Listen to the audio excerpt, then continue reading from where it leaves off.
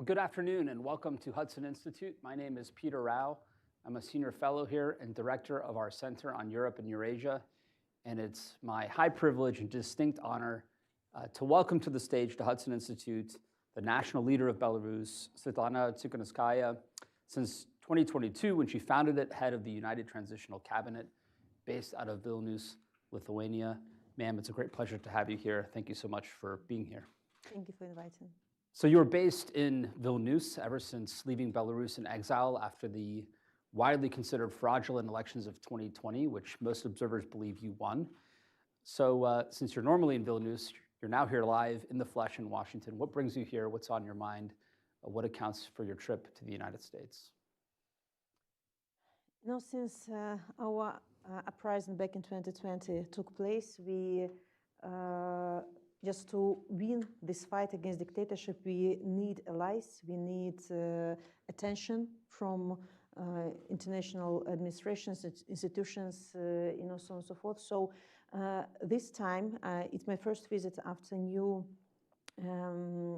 after presidential elections, and it's very important for me to rediscover Belarus for this new administration. But again,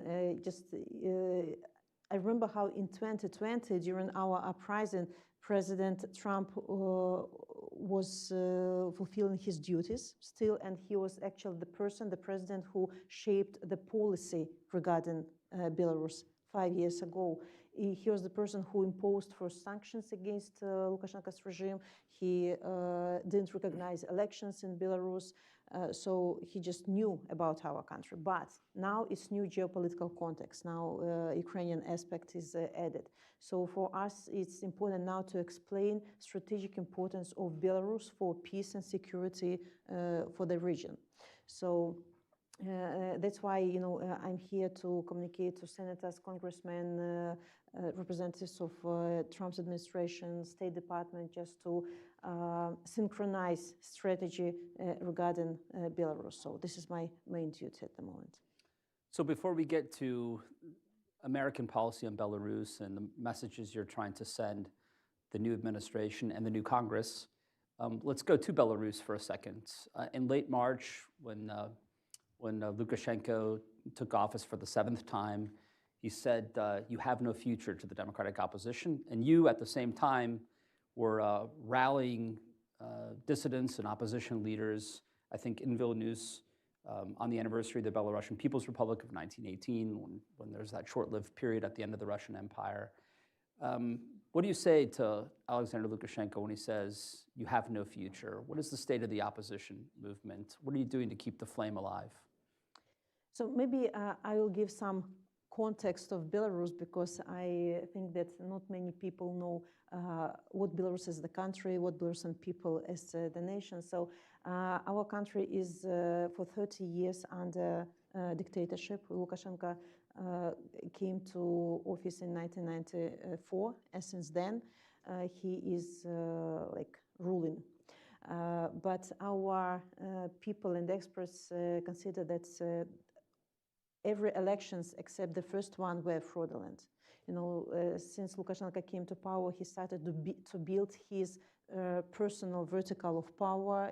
He trained his personal military apparatus. And when first uprisings, actually rallies, took place in 2 years after Lukashenko came to power, because he wanted to change constitution. So he started, to show all the brutality of his regime. He suppressed people, he put people in jail, he killed his opponents. And, step by step, Belarusian people were afraid, to say something, to be vocal. And this is how dictatorship actually is born in. And Lukashenko believed in his power so much. He was sure that Belarusians are so loyal, they're so quiet, they will never oppose to him. Every elections we had uprisings, and each uprisings have been suppressed. In 2020, it was really different year, different situation, because Belarusians were fed up with dictatorship. Belarusian people got the opportunity, before to travel, to see how democratic world lives, and they had the possibility to compare our country and democratic world, because for all these years it was propagandistic narrative that it's rotten West, Western values mean nothing, everybody in the West is threatening us, want to invade us, and only Russia, is our partner, is our friend. Though simultaneously Lukashenko was trying to play seesaw game. When he needs cheap oil, he made more friendship with Putin. When he needed, some assistance money from the West, he was like playing with the West. But nevertheless, new generation grew up who maybe didn't remember Soviet Union, who didn't have nostalgia of Soviet Union, and people wanted changes. We want to be normal, prosperous nation. And we saw how Lukashenko was always dragging us back into the past, the Soviet Union past, closer to Russia, and people want prosperity. We like wonderful, hardworking nation who really could change Belarus for better, economically, politically. And in 2020, several people declared that they want to oppose Lukashenko, very new, fresh people, including my husband. And Lukashenko was so scared of these people that he decided preliminarily put them in jail.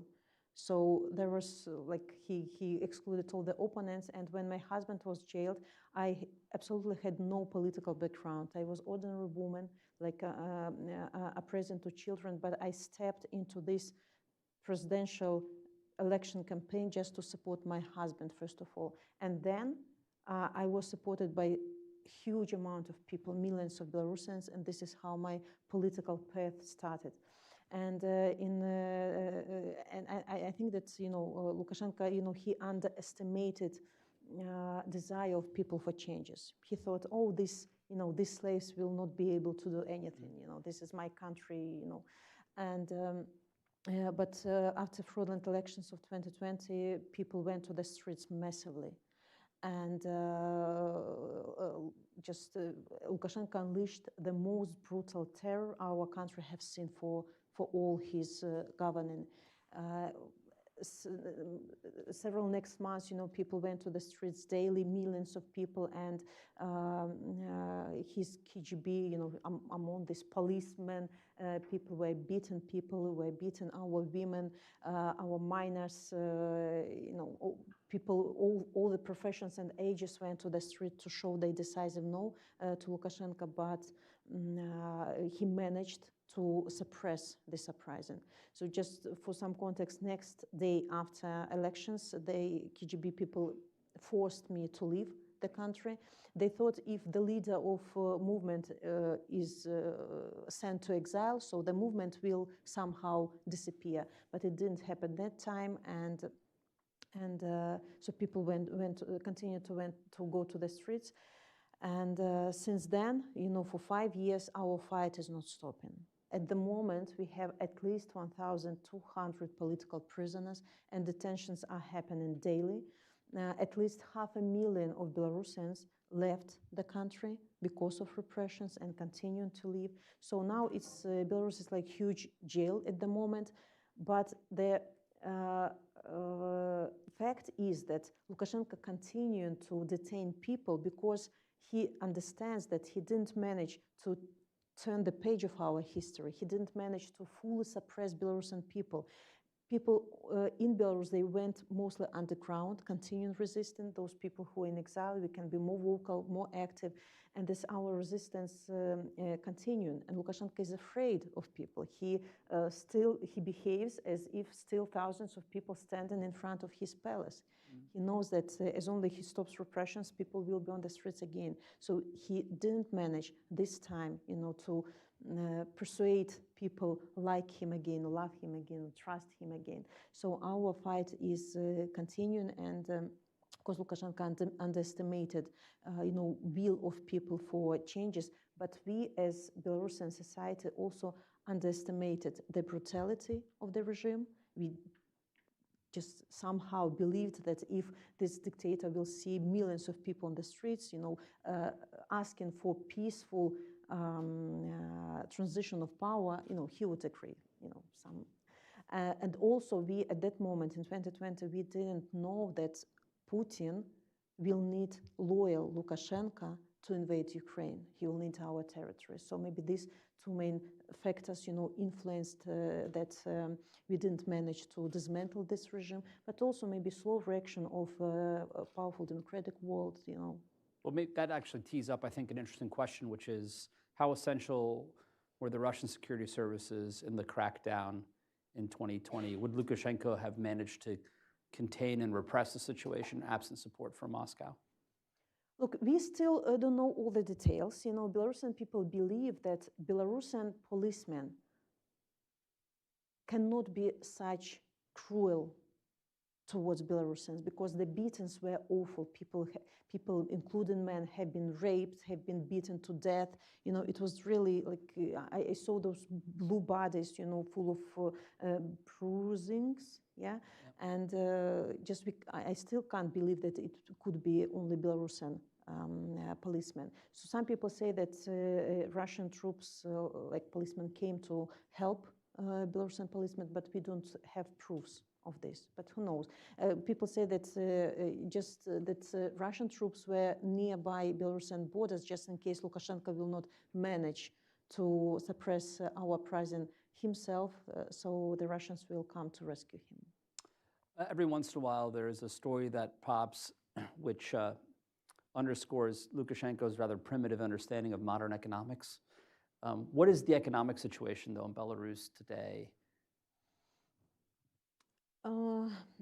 So let's also start from the 90s, because when the beginning. the Soviet Union collapsed, Belarus as a country was more, Belarus situation was more advanced, profitable than other countries, for example. We had huge enterprises, we have potash as natural resources, and for example, Poland wasn't very rich. Poland is our neighboring country, but now we stuck in 1990s. Not many things have developed. Lukashenko privatized all the enterprises. Now it's state enterprises. People cannot develop their private businesses because in the atmosphere of uncertainty, if you are too rich, regime can come to your business and take business, privatize your business. So you feel not sure developing your businesses in Belarus. Though with development of IT sphere, we have wonderful IT specialists, who, because Lukashenko didn't understand this sphere, technology, so on and so forth, so this could be developed without his interference. So now, and actually all the incomes of potash, of natural resources went to the pockets of Lukashenko, not to the people. So I can't say that Belarus now is economically blossoming because, people don't gain all the profits of trade. And I think that we could live much more better if people were allowed, to bring investments, to Belarus to develop their private businesses. We're really hardworking, wonderful nation, who very low obedient. We can maybe prosperous country, but with such governing, it's impossible.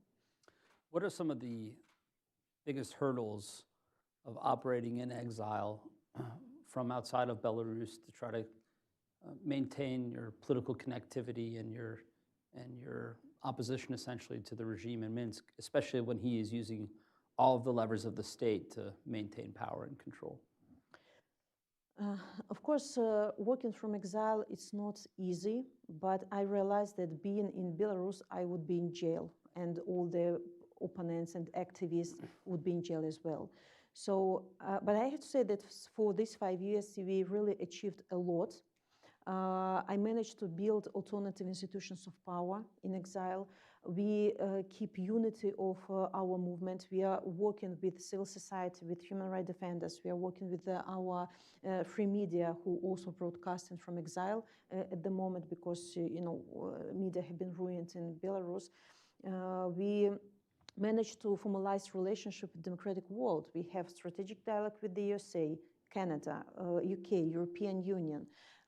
We managed to achieve like legitimization of our movement, because now democratic world, for example, doesn't legitimize Lukashenko. They don't ambassadors to Minsk. They didn't recognize two fraudulent elections. Instead, they sent special envoys to work with democratic forces of Belarus. You know, we are like perceived on the highest level during our official visits.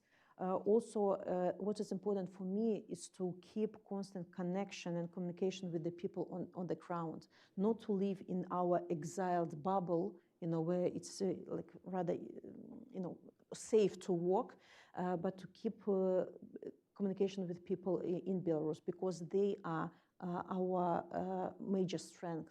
Those people in Belarus continuing to fight, provide us information, what's happening, you know, in Belarus. We have so many informants from regime structures even. You know, they provide us information how sanctions are circumvented, for example, or how Lukashenko is militarizing our enterprises to produce military stuff for Russia, for Cuba, you know, China, so on and so forth. So we get this information from inside and spread it to all those who are interested. So I'm really proud of Belarusian people who managed to keep this movement united. We have very wide network of Belarusian diaspora all over the world who are working on the places. And this. Where are those mostly spread about? Where is the Belarusian diaspora?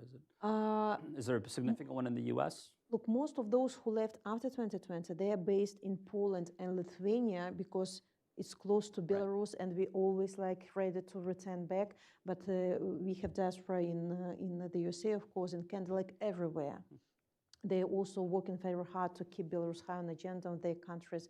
There are problems with the legalization of Belarusian people, especially after 2020, when our country became country co-aggressor, and some Belarusians like perceived it as also co-aggressor. And our task here was as well to distinguish, to explain difference between Belarusian regime, who became collaborant in this war, and Belarusian people who have to be supported.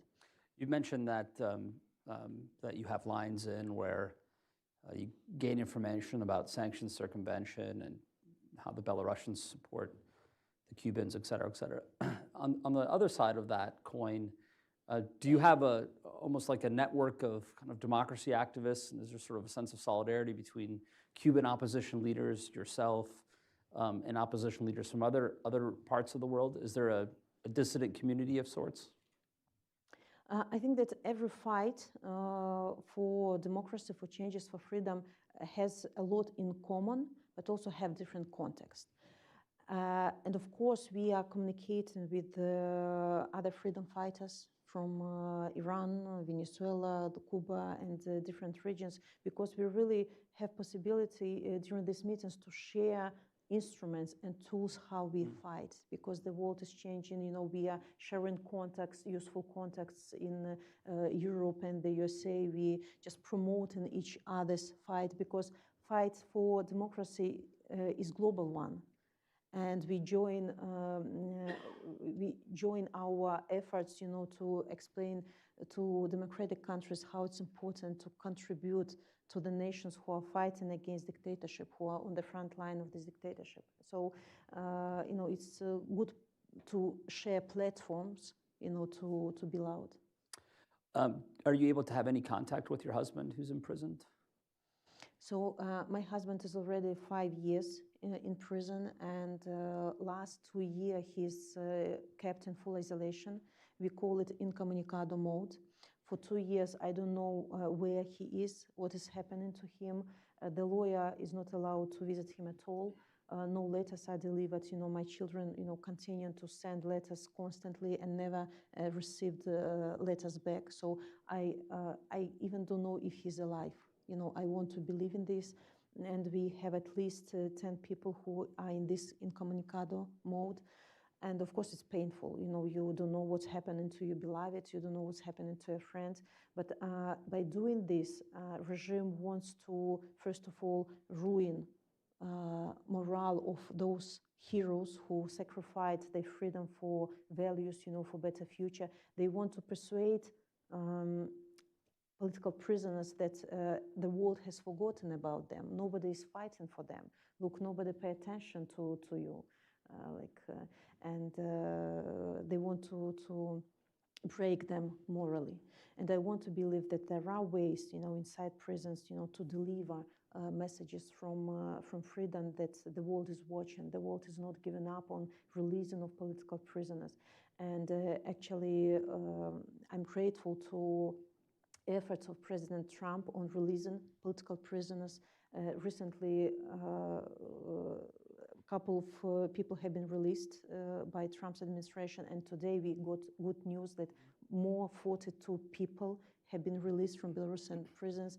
Joint efforts of democratic forces, of human rights defenders, and of course Trump's administration. And I encourage President Trump not to stop here, because it will be really historical achievement if President Trump will manage to release thousands of political prisoners from Belarusian jail. He has real power to do this, but just to be consistent, to be principled regarding this issue. And of course, I welcome all the experts, senators, congressmen, to support these efforts. Vice President Vance mentioned earlier today, or talked about President Trump's less well understood humanitarian impulse, that he actually cares about these issues and that they can grab his attention. Let's go to Russia briefly. I think Belarus shares a 600 or 700 mile long border with Ukraine. It was a crucial invasion vector for President Putin in the early stages of the war. It remains an open kind of vulnerability in some respects to the Ukrainians. I mean, it's heavily mined, but they know that that's a vector that could always reopen. In a way, I think from the point of view of Washington, Lukashenko has really become almost a satrap or a junior partner to Vladimir Putin, even if Belarusian armed forces aren't actively fighting in Ukraine. One thing that's often discussed in the context of the Putin-Lukashenko relationship is this idea of a union state. Can you explain what this idea is and where it stands today? So first of all, I wouldn't call Lukashenko a junior partner to Putin. He is a war criminal. Lukashenko is a war criminal. He provided our territory to attack Ukraine in February 2022, and he has to bear the full responsibility for this. Don't perceive him as, half guilty. The fact that Belarusian army didn't join Russian army is not the mercy of Lukashenko.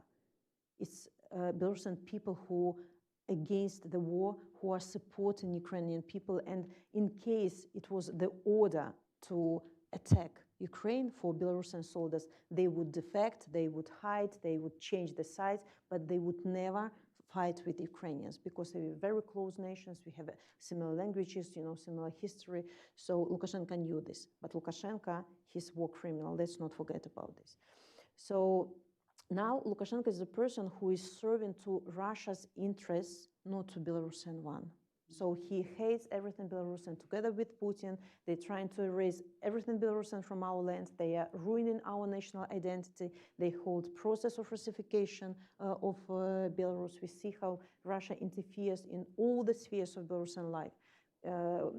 Education, media, economy, military, all the spheres. We see how Lukashenko, just to stay in power, to be supported by Putin economically and politically, he's selling our country, our independence, piece by piece to Putin. We actually, because of policy of Lukashenko, we are threatened by losing of our independence at all.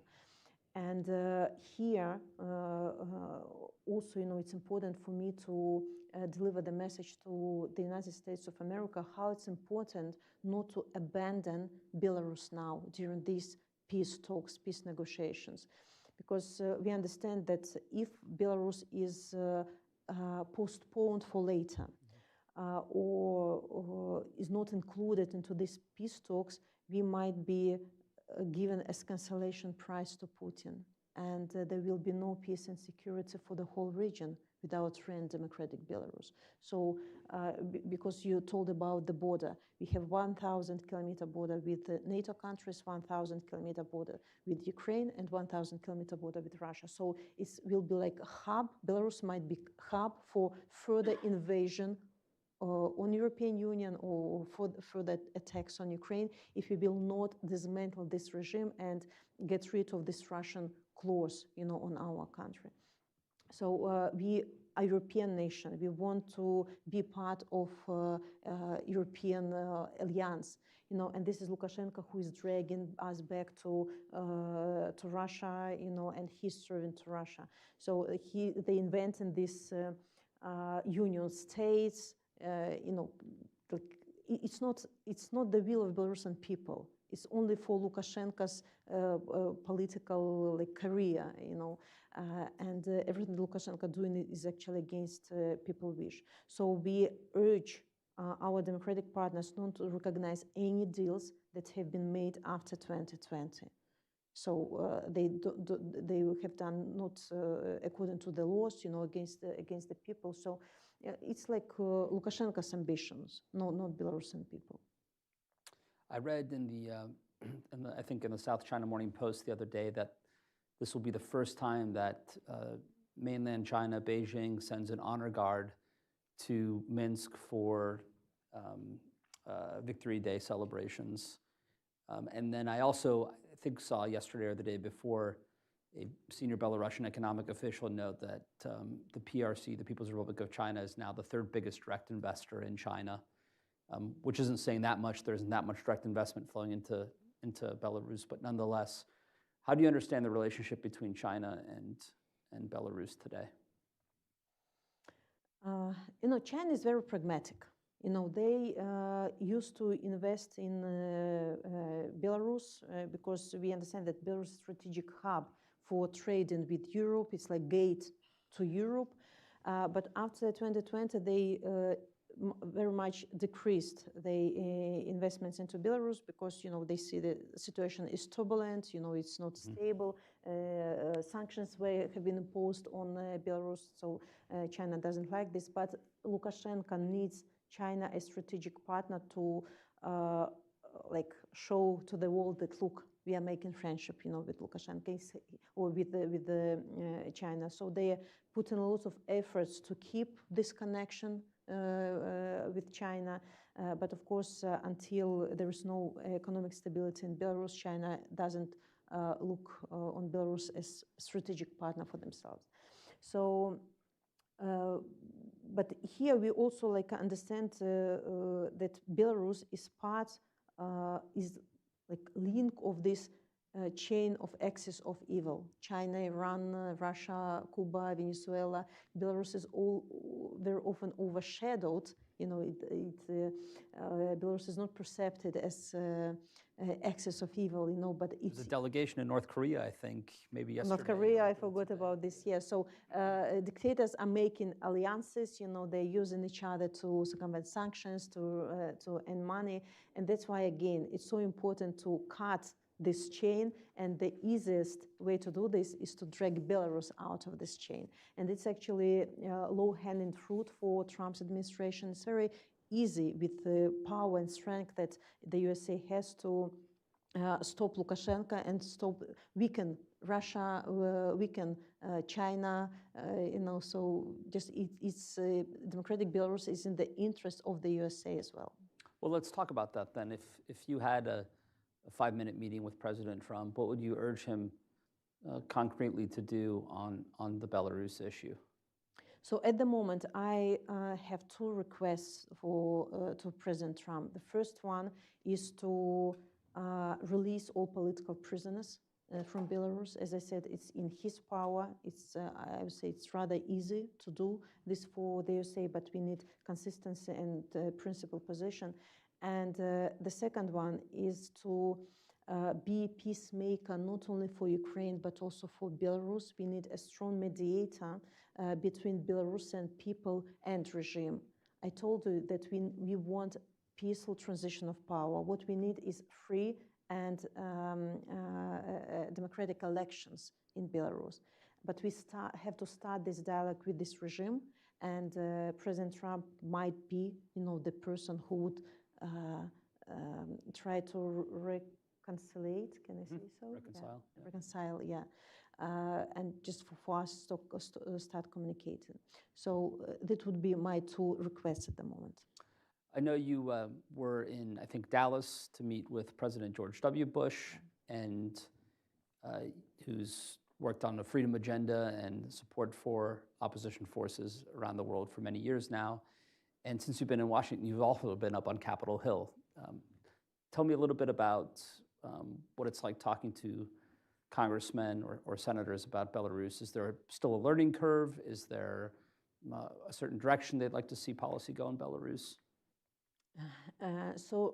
First of all, about President Bush, I just have to say that he's really like a hero for Belarusian people, because he was the first president who really was interested in Belarusian topic. He was really a freedom fighter, and he was the president who signed first Belarusian Democracy Act that is continuing to live till now. He precepted many Belarusian democratic delegations, just to highlight our issue, and we are really grateful for this attention. I have to say that Belarusian case, it's not contradictory at all. Belarusian case unites parties, unite people, unite countries. It's very clear, everything in our situation, regime who is killing, murdering, torturing people, and Belarusian people who want changes. So I see that there is understanding of the situation in Belarus among congressmen and senators. They would like to help us, and we, of course, come with concrete proposals, what can be done. They always need those on Capitol Hill, so that's good. Yeah, so first of all, we need a special envoy to be appointed to work with democratic forces of Belarus. Just have to say that such special envoy has already been appointed back in 2020. Yeah, President Trump sent ambassador to Minsk, where Julie Davis, she wasn't accepted by regime, and she was reappointed as special envoy to work with the democratic forces of Belarus. It's a fantastic bridge between people and the USA. And now we need to, the next, person who will work on this position. We need a new version of Belarusian Democracy Act to be promoted and signed by President Trump. Hopefully it will happen. Also, we ask our friends here to launch programs of support for Belarusian democratic movement, for Belarusian media. You know that with this cut of assistance, this cut of assistance influenced a lot, state of Belarusian democratic forces, because mostly free media have been supported by the USA, and Radio Free Liberty was very essential in connecting Belarusians in exile and in the country, and was like voice to counter Russian propaganda. So we really need programs of supporting, and hopefully that these programs will be launched, like direct aid to human rights defenders, to media, to civil society of Belarus, because we are really on the front line of fighting against dictatorship, and the USA was always a beacon of hope, and our who hold this torch of fighting for freedom. And I think it's like we as Belarusians look on the USA as the provider of